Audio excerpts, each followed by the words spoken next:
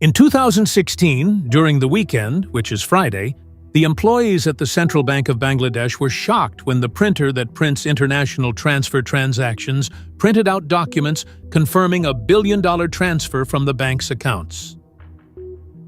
At that moment, the staff didn't realize they were facing the biggest digital heist in history because their systems had been hacked by the world's most dangerous hacker group, one capable of breaching and crushing the most complex digital security systems. This group is backed and managed by an entity that will surprise you, but we won't reveal who until the end of the video. As always, make sure you stick around until the end. Peace be upon you. This is Shamsuddin. Bangladesh is a Muslim country, so their weekend is on Friday and Saturday. As we all know, banks are closed during the weekend. On Friday and Saturday, only the essential staff are present at the Central Bank of Bangladesh, particularly the employees responsible for managing international transfers. You might have heard of the SWIFT system or SWIFT code. SWIFT is the global system for international transfers used by most banks around the world. In fact, SWIFT is a Belgian company whose job is to provide a network that allows banks worldwide to communicate with each other. For example, if a customer in a bank in a particular country wants to transfer money to another customer in a bank in another country, this transfer must go through the SWIFT system because the SWIFT network is what allows the two banks to communicate and ensure that a transfer or amount will be moved from the first bank in the first country to the second bank in the other country. This entire process is digital, meaning no real money moves from the first bank to the second. And to ensure the accuracy of these transactions and prevent tampering, there must be a reliable network managing it, like the SWIFT network. But today's story isn't about a breach in the SWIFT system. The SWIFT system is highly fortified, as if it were the strongest army in the world, which makes sense given it's one of the most important banking transfer systems globally. So, what exactly happened at the Central Bank of Bangladesh? As we mentioned, Friday and Saturday are the weekend, and all the bank employees are off except for some essential staff, especially those in charge of managing the SWIFT system at the bank. When international transfers are made through the SWIFT system, they are recorded in a digital log on the computer, and they are also printed out by a printer at the bank to have a hard copy of the transfer log. Of course, the SWIFT system and international transfers operate 24/7. On Thursday, when the employees finished their shift at 5 p.m., they left the bank and locked up. The next day, which was Friday, the essential staff came in, but the employee responsible for SWIFT transfers went to the printer to check the transfers that had come in overnight, since there were definitely transfers made during the night. The printer was supposed to be running constantly and printing the transfers as soon as they arrived, even if it was in the middle of the night. But on the morning of Friday, February 5th, 2016, when the employee went to the printer, he didn't find any printed documents. At this point, he was puzzled. How were there no transfers made overnight?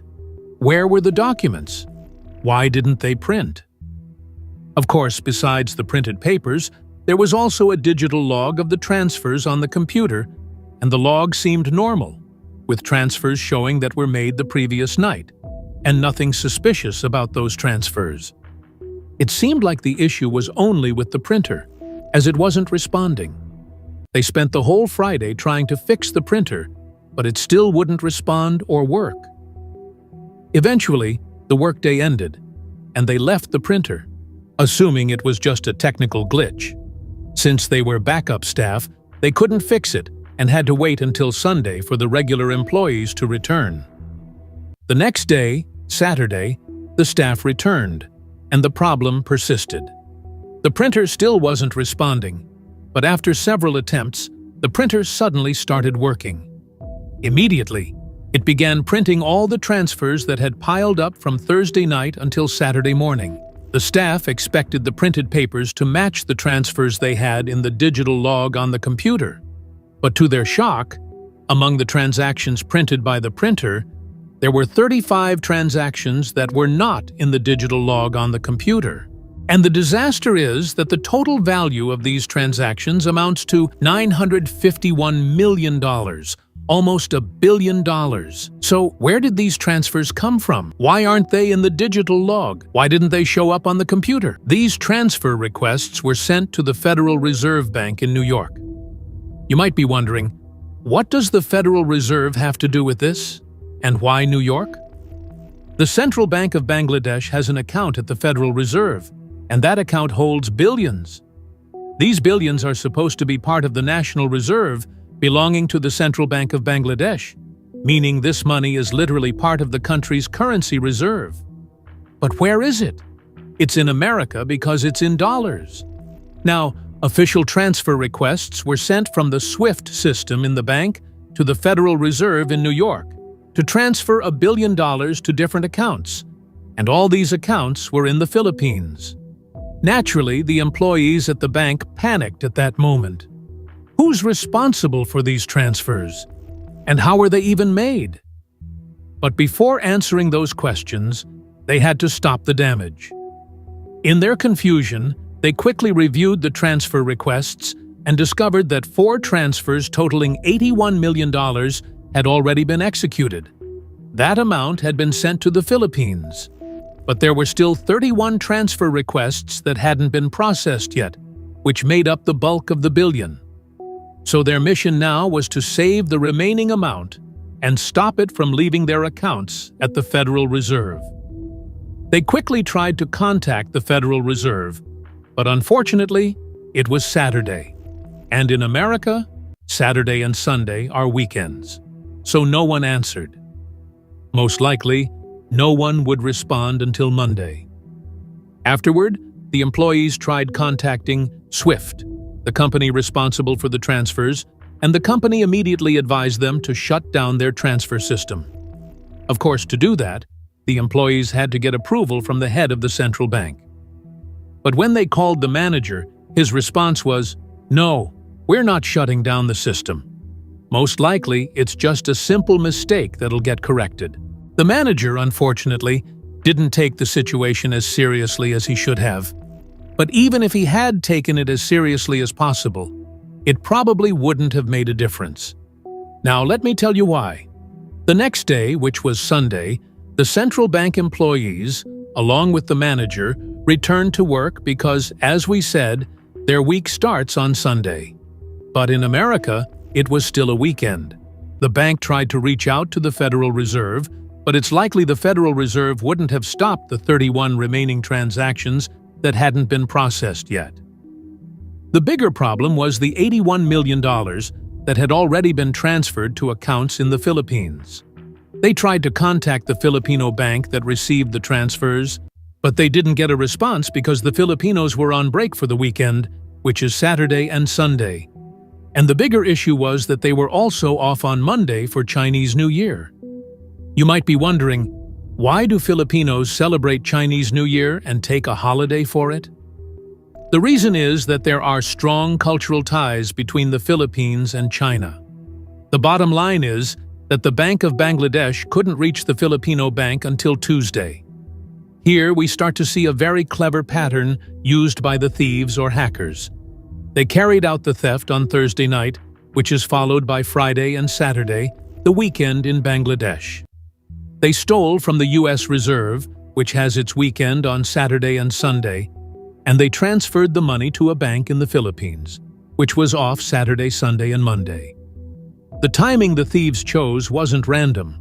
It was a very important and smart part of their plan, and the goal was to delay communication between the banks for as long as possible, giving themselves the biggest window to successfully carry out their operations. After all attempts to contact failed, the Bangladesh bank employees had no choice but to resort to email.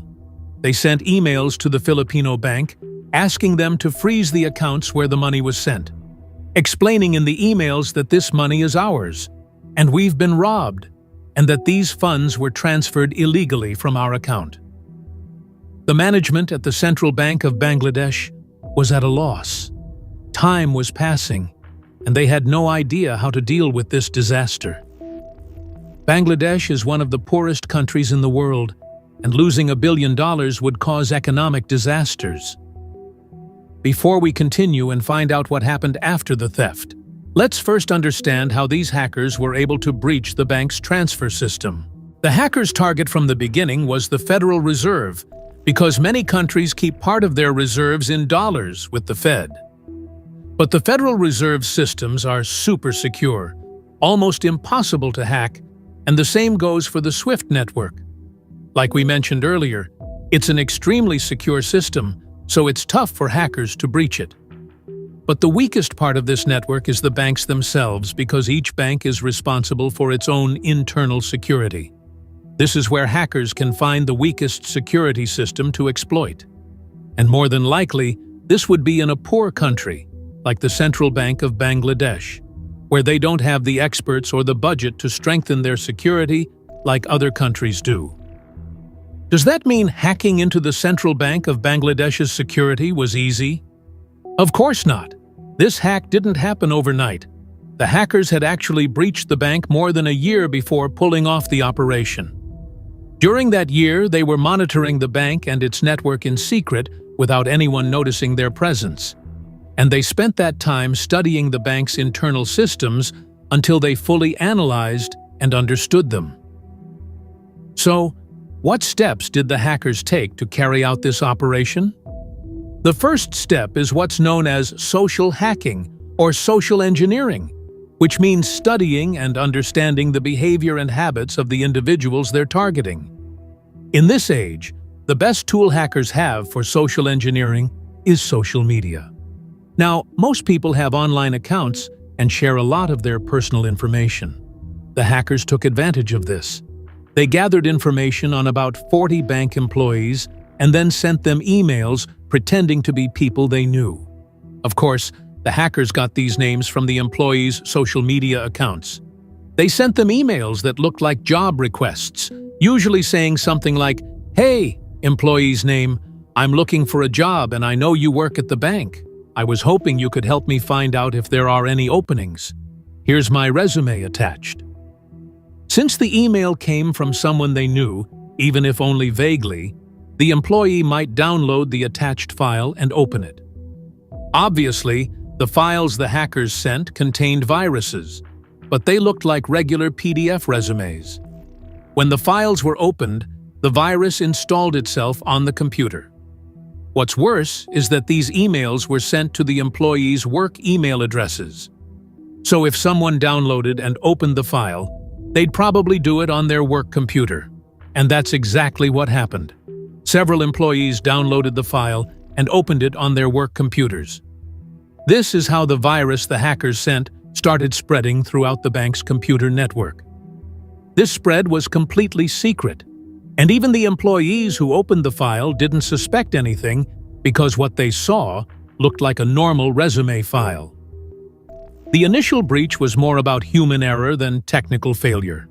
Once the virus made its way into the employees' computers, then came the technical breach. The virus was able to take screenshots and record every keystroke the employees made.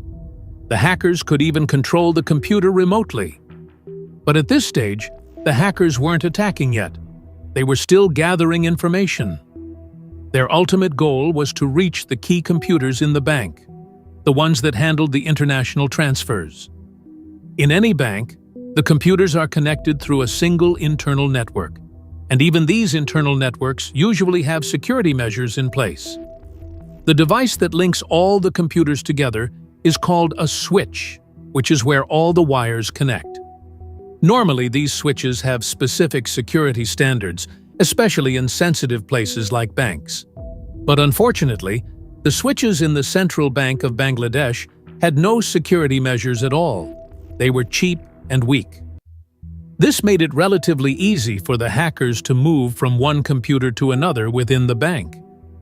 What the hackers did was keep jumping from one computer to another until they finally reached the computer that handled the international transfers, the one connected to the SWIFT network. This was their ultimate goal. All their movements were done in complete secrecy, because if any employee had discovered them or even suspected something, It would have meant the end of their operation. So, every step they took was careful, complicated, and slow. That's why it took almost a year for them to finally access the computer in charge of the bank's transfers. Only a very limited number of employees were allowed access to this computer, just 2 or 3. The hackers managed to get into one of these employees' computers, stole their login credentials, and used that to access the SWIFT system. Once they felt confident in how to execute the operation, they started thinking about timing. Like we mentioned earlier, they planned the attack for Thursday night, February 4, 2016. This timing would give them more freedom to operate over the consecutive holidays on Friday, Saturday, Sunday, and Monday in the countries that needed to communicate: Bangladesh, the US, and the Philippines. This timing gave them up to 4 days where communication between the banks would be disrupted. After the workday ended in Bangladesh on Thursday, the employees left the bank around 5 p.m., and the hackers remotely accessed the bank's system at 8:30 p.m. At that time, the bank was completely empty, which gave them the freedom to carry out the operation without interruption. Through this computer, they submitted transfer requests via the SWIFT system to the U.S. Federal Reserve. There were a total of 35 transfer requests, amounting to $951 million, nearly $1 billion. Of course, these requests were sent to the Federal Reserve in New York, where it was 10:30 a.m. during regular business hours, so everything seemed normal. The hackers submitted the 35 requests and waited for the Federal Reserve's response. The Federal Reserve relies entirely on the SWIFT system, so if they receive a valid request through SWIFT with all the correct details, there's no reason for them to reject it, no matter how large the amount. They don't concern themselves with the size of the transaction. The 35 requests were supposed to be transferred to the Philippine bank where the hackers were sending the money. But for some reason, only 4 transfers went through, while the remaining 31 were put on hold for further review. The 4 transfers that were approved amounted to a total of $81 million, a massive sum, making this one of the largest bank heists in history. However, the hackers were puzzled as to why the remaining 31 transfers didn't go through. The reason was incredibly strange, a weird coincidence that saved the Central Bank of Bangladesh from losing an additional $871 million. So, what exactly happened? What was this strange coincidence that turned out to be a blessing for them? First, let's talk about the account holders in the Philippines. After tracking down the accounts, they discovered they were under the names of people from China. These accounts had been opened 10 months before the operation and had remained dormant until the day of the attack, when suddenly, millions of dollars were transferred into them. The bank in the Philippines where these accounts were opened was called RCBC, and these accounts were held in various branches of the bank across the Philippines. One of those branches was located on a street called Jupiter, just an ordinary street in the Philippines. Remember the name Jupiter well. Coincidentally, there was another company in a different country, a maritime oil transport company with the same name, Jupiter. But this company was dealing with Iran, and Iran was under U.S. sanctions. Any company dealing with Iran gets blacklisted by the U.S., including the Jupiter company. What happened was that the transfers flagged for review were directed to the branch of the bank in the Philippines located on Jupiter Street. And of course, the transfer requests contained the address of the branch where the money was being sent. The system at the U.S. Federal Reserve, when it saw the word Jupiter, flagged these transfers for review, thinking that this Jupiter was the same as the other unrelated Jupiter. This bizarre coincidence, by the grace of God, stopped 31 transfers worth $870 million. It was a strange twist of fate that saved the bank and Bangladesh's economy, because they would have struggled enormously to bear the loss of $1 billion. But that wasn't the only bit of luck. There was another strange coincidence. After the 4 transfers went through, the hackers kept waiting for the remaining 31. They waited for 7 hours, still inside the system, and finally logged out of SWIFT at 6 p.m. in New York. They likely assumed the workday was over in New York and that the remaining transfers wouldn't go through. But I'd imagine if they had waited just 1 more hour, they would have gotten all the transfers, meaning the full $1 billion. This is because some employees at the Federal Reserve were still on duty, reviewing the flagged transfers.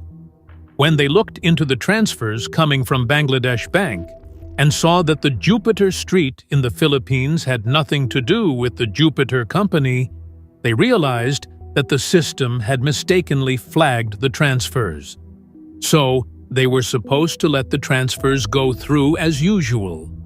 However, when they saw the massive amounts in these transfers, they decided to request additional confirmation from Bangladesh Bank because these amounts were unusually large, especially coming from Bangladesh Bank.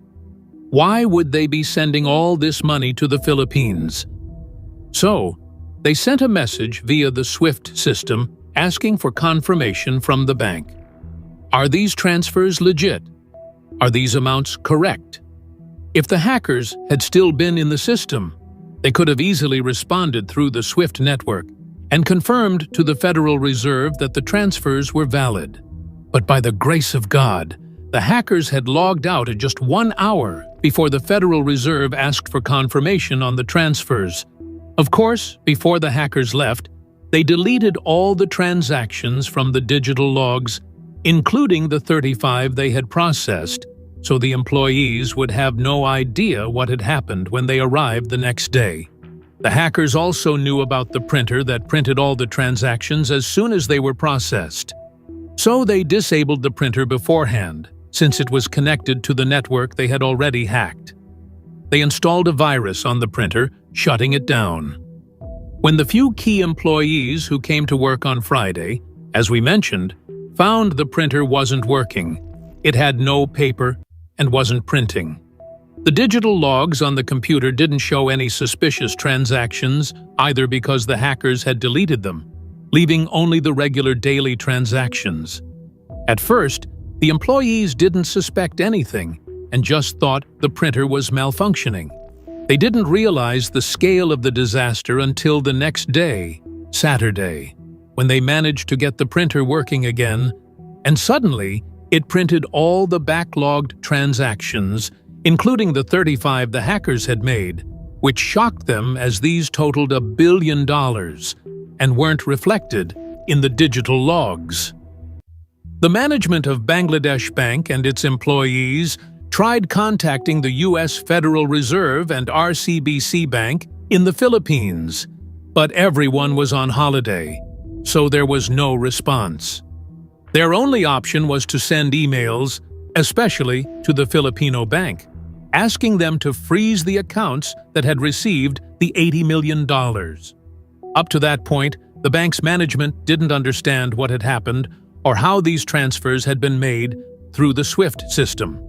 Initially, they thought that someone had physically entered the bank and somehow accessed the computer connected to the SWIFT system, processing these transactions themselves from inside the bank.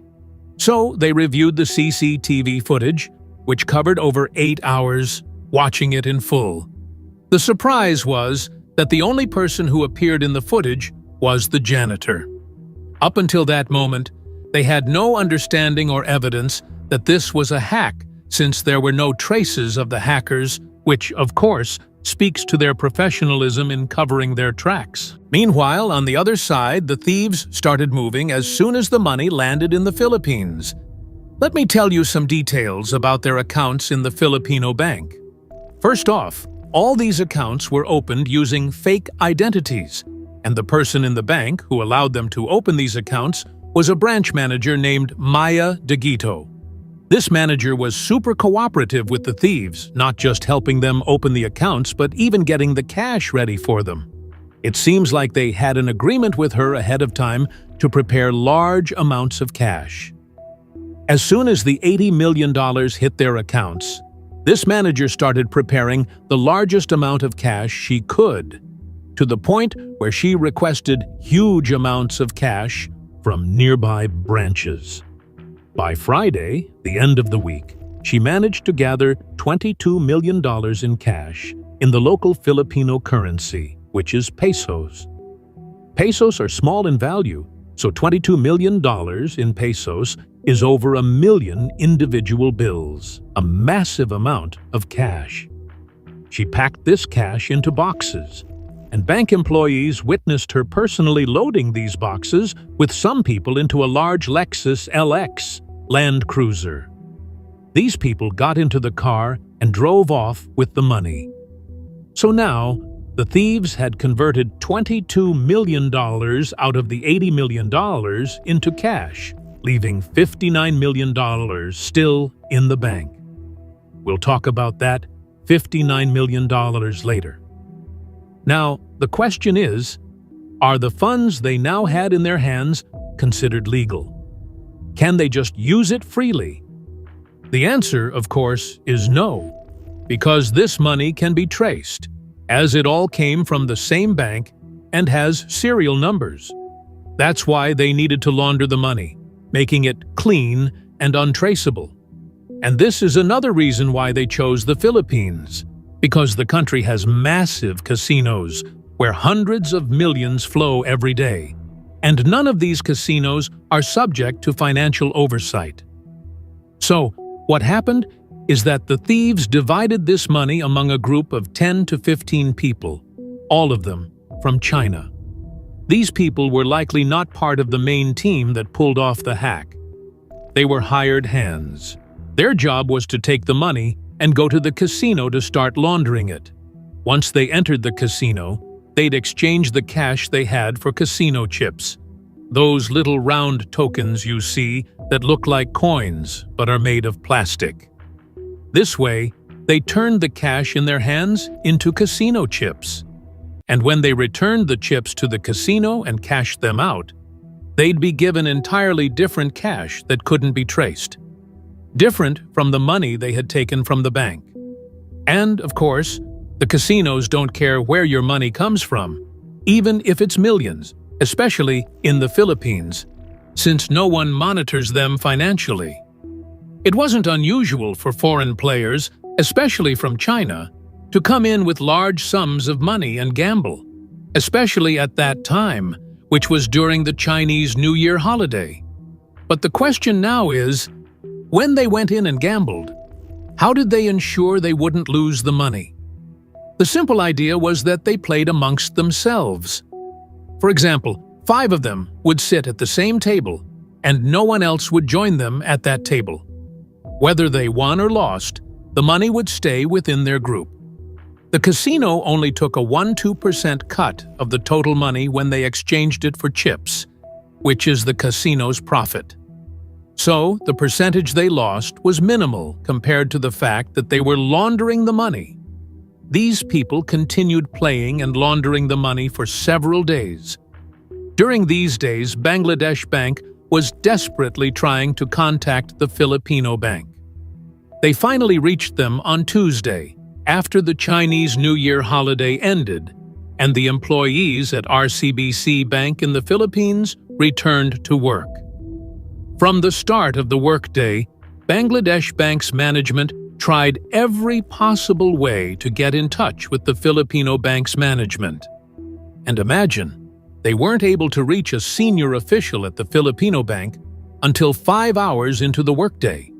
During those 5 hours, every time they called someone, they'd get transferred to another person and be kept waiting, even though they kept stressing that the matter was urgent and involved millions of dollars. The shock came when they finally got through to a senior official at the Filipino bank and discovered that all of the $80 million in the accounts had already been withdrawn. The $22 million had been withdrawn on Friday, as we mentioned, through the branch manager. As for the remaining $59 million, it was withdrawn earlier that morning, on Tuesday, during those 5 hours when Bangladesh Bank was trying to reach someone at the Filipino bank. What happened was that during those 5 hours since the start of the workday, the thieves contacted the same branch manager who had helped them before, and they coordinated with her to withdraw the remaining $59 million. She helped them and arranged the cash for them just like she did the first time. This time, it was easier for her to gather the cash since it was the beginning of the work week, unlike the previous time when they came at the end of the week on Friday. What really surprises me here is why the management at Bangladesh Bank didn't send some of their people to the Philippines. Like, as soon as the Filipino bank opened its doors, they could have gone straight to the highest-ranking manager and asked them to freeze those accounts immediately. I mean, I feel like if they had done that, the thieves wouldn't have had a 5-hour window to withdraw the remaining $59 million. Of course, there's a chance that in the first few days, they hadn't fully grasped that it was a theft or a hack. Maybe they thought it was just a mistake that would be easily corrected. But I don't know. From my perspective, it just seems like a really strange case of negligence on their part. The bottom line is, the $80 million vanished. And it didn't take long for the news to spread worldwide, with every media outlet covering it as the biggest digital heist in history.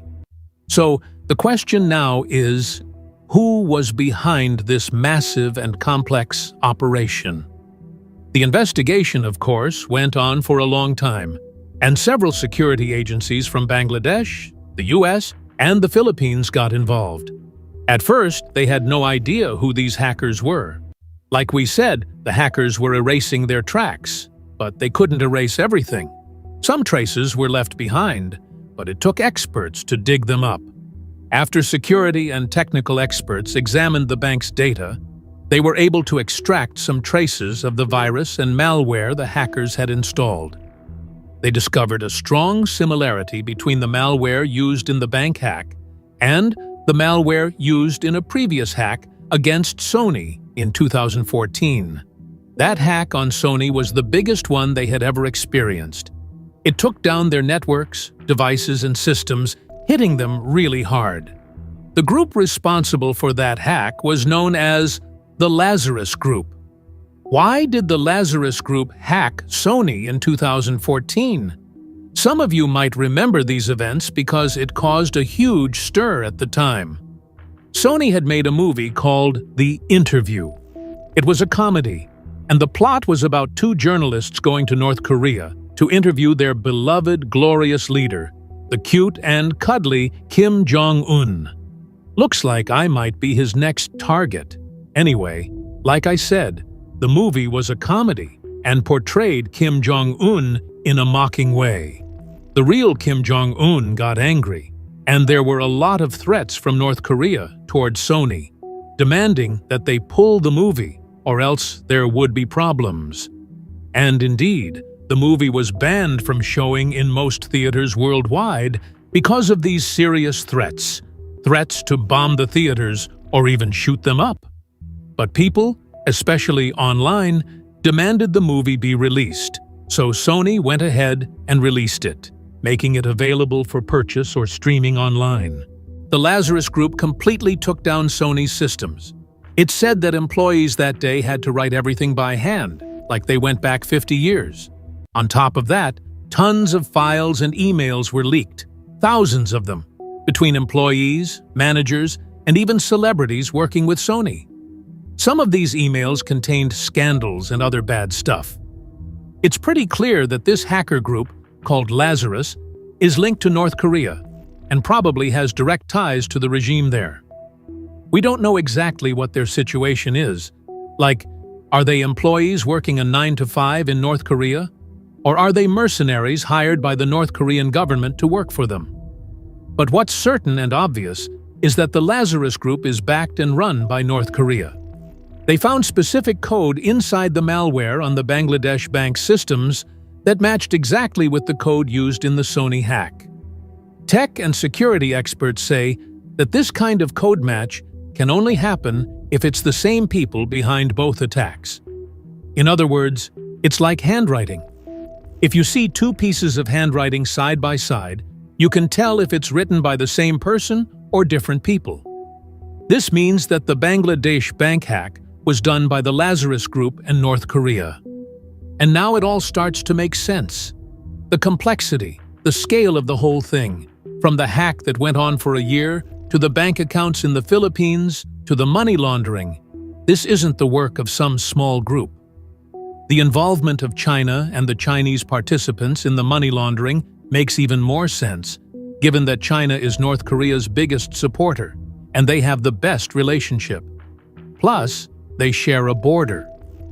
The Lazarus Group has been labeled by many Western countries, especially the US, as the most dangerous hacker group in the world. They may not be the best hackers in terms of skill, but they're the best when it comes to causing direct and large-scale damage. And that's because they're backed by North Korea. But this classification didn't happen because of the Bangladesh bank heist or the Sony hack. It happened after Lazarus pulled off their biggest and most infamous attack in 2017. Some of you might remember this. In 2017, a piece of malware spread worldwide called WannaCry. This malware gets into your computer and encrypts all your files, so you can't access them. A red screen pops up with instructions telling you your files are encrypted and you won't get them back unless you pay up. You've got 3 days to pay $300 in Bitcoin to get your files back, and there's a Bitcoin wallet address where you have to send the money. They also said if you don't pay in the first 3 days, the price goes up to $600. And if 7 days go by, you'll never get your files back. The problem was that this virus or malware didn't always give your files back even if you paid. It seems like the program had a glitch or wasn't properly tested by the Lazarus Group before they released it into the world. It said that only 1 in 3 computers actually got their files back after paying the ransom. Still, no less than 57% of people hit by this virus, whether individuals or companies, ended up paying the ransom. The total amount paid to the hackers was estimated to be between $70 to $100 million. But the real disaster wasn't even that. The real disaster was that this virus spread everywhere in the world. Some of you might remember how big of a deal it was in 2017. The virus hit more than 150 countries and infected over 300,000 computers. The biggest problem was that it hit many sensitive companies and institutions, including hospitals, transportation authorities, railways, banks, and telecom companies. And the worst part was the damage caused by the shutdowns at all these critical institutions. The worldwide damage caused by this virus was estimated to be in the billions. That's why the Lazarus Group was labeled as the most dangerous hacker group around. Now, let's get back to the bank heist. What happened afterward? There were a lot of big resignations, starting with the governor of Bangladesh Bank and several managers and officials. But as for the hackers, thieves, and the Chinese participants in the money laundering, none of them were caught. In the Philippines, the only person who was arrested and prosecuted was the branch manager who helped the thieves withdraw the money, Maya De Guito. She was charged with money laundering and sentenced to 59 years in prison, along with a fine of $109 million, more than the amount that was stolen. She was the only person convicted in this heist. You might wonder why she helped them. Was she bribed? And if she was, you'd think she wouldn't have accepted anything less than 2 or 3 million, then fled the country right after. That's the scenario I imagine, if she was bribed and knew she was doing something wrong. Honestly, I'm confused and don't understand what her motive was or why she helped them. Is it possible they tricked her in some way? Or is there some other secret behind it? I honestly don't have the details. And the sentence was super harsh. 59 years in prison and a $109 million fine. Her life is literally over, and she was the only one prosecuted in this case, like she was a scapegoat. Meanwhile, the hackers, thieves, and the stolen money were never found. This heist remains the biggest digital heist in history to this day and one of the biggest bank heists in general. And this heist could have been the biggest heist by far, with no close competition, if all the transfers the hackers sent had been approved. But that didn't happen, thanks to a very strange coincidence that was, quite literally, a blessing from God. And what's also certain is that we're living in a world that's becoming more and more digital. And I don't think it'll be long before we see even bigger and scarier digital heists. The digital world is a crazy one, and it's advancing at a wild speed. I have no doubt we'll see even crazier things in the near future. And with that, we've come to the end of this story. I hope you guys enjoyed it. As always, don't forget to like, subscribe, and hit the notification bell. Thank you for watching, and I'll see you in the next story. Take care.